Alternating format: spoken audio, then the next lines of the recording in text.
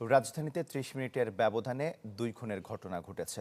শুক্রবার রাতে হাজারীবাগ থানা এলাকার শঙ্করে ছিনতাইকারীদের হাতে প্রাণ হারান ইভেন্ট ম্যানেজমেন্ট কর্মী আলোকচিত্রী নূর ইসলাম।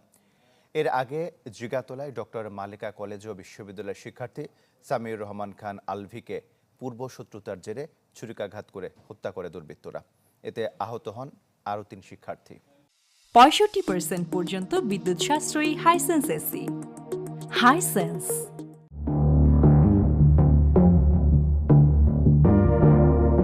রাজধানীর শঙ্করের দুর্গা মন্দিরের গলি। ইভেন্ট ম্যানেজমেন্ট কর্মী নূর ইসলাম ছিনতাইকারীদের হাত থেকে বাঁচতে দৌড়ে প্রাণপণ চেষ্টা করছেন, কিন্তু তা আর হলো না। ছিনতাইকারীদের ধারালো অস্ত্রের আঘাত কেড়ে নিল তার প্রাণ। এ সময় সঙ্গে থাকা বন্ধু ইমন জানালেন ঘটনার ভয়াবহতা। গায়ে হলুদে সেটা বইলে আমাদের শঙ্কর বলছে শঙ্করে থাকতে, শঙ্কর থেকে আমাদের রিসিভ করে ওদের বাসায় নিবে। ঠিক আছে, শঙ্করে আমরা রিস্কায় উঠলাম। কিছু দূর যাওয়ার পরই মনে করেন কি ৪-৫ জন এসে দেখি ঘিরা ধরছে।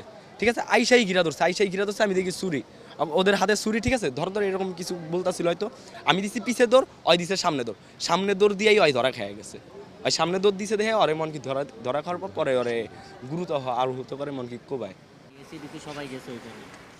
এর আধ ঘন্টা আগে জিগাতলা বাস স্ট্যান্ড সংলগ্ন সড়কে কয়েকজন দুর্বৃত্ত দেশীয় অস্ত্র দিয়ে কুপিয়ে জখম করে ডক্টর মালেকা কলেজ ও বিশ্ববিদ্যালয়ের কয়েকজন শিক্ষার্থীকে। এতে নিহত হন অনার্স ৩য় বর্ষের ছাত্র সামিউর রহমান খান আলভি। আহত হন আরও ৩ শিক্ষার্থী। ঘটনার সুষ্ঠু তদন্ত ও বিচার দাবি করেছেন স্বজন আর এলাকাবাসী। এখানে প্রতিনিয়তই এরকম ঘটনা ঘটে।